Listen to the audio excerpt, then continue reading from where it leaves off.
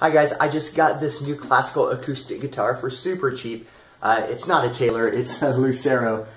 But it needs cleaned up, it needs new strings, and it has a new home already waiting for it.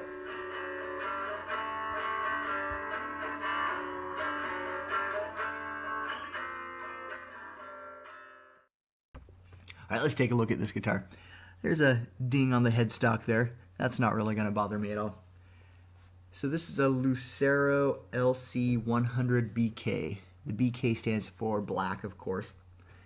It was made in Indonesia, the island of Java. The top is made of laminated spruce. The back and sides are laminated mahogany with a mahogany neck and a rosewood fretboard. First thing I'm going to do is remove this silly Taylor sticker.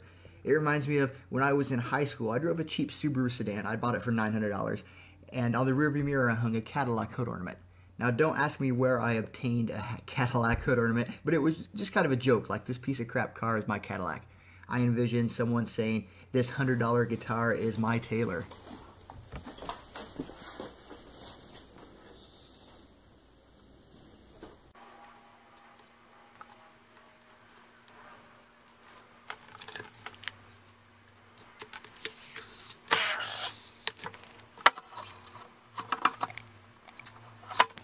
Alright, so when I bought this guitar, of course I noticed the Taylor sticker on it, and I thought that was just a silly little thing. I didn't poke around, I didn't feel underneath it.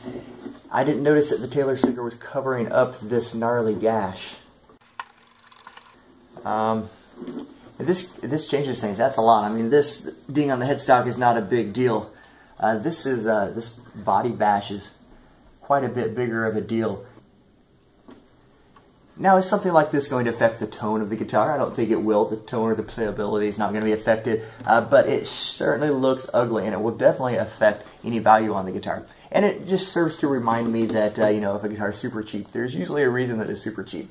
This is a super cheap guitar anyway. It sold new for $120. It's one of Guitar Center's house brands, made in Indonesia, in Java.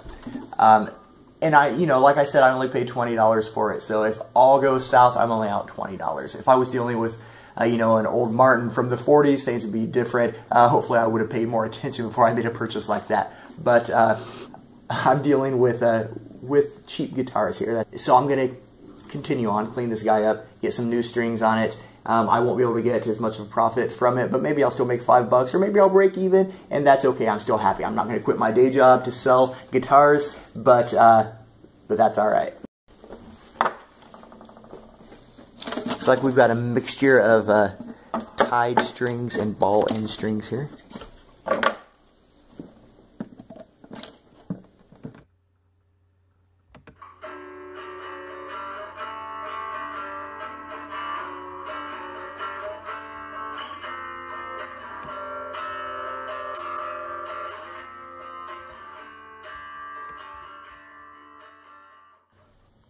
Just a little bit of almond oil on the fretboard.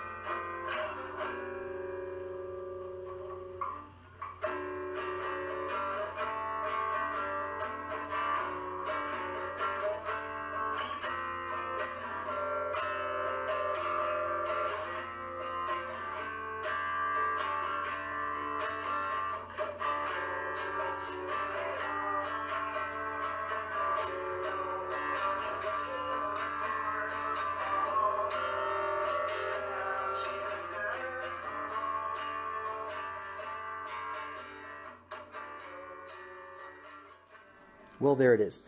The idea was to have all the excess looped underneath the bridge, looped through the other knots.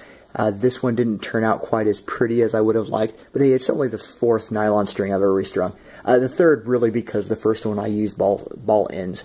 I did not start practicing the lost art of tying nylon strings at that point.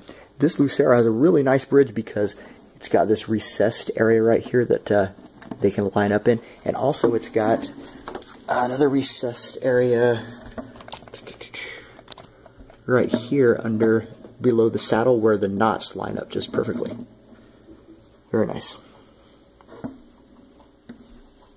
One other thing that impresses me about this guitar, I can't forget to mention, is there's a truss rod.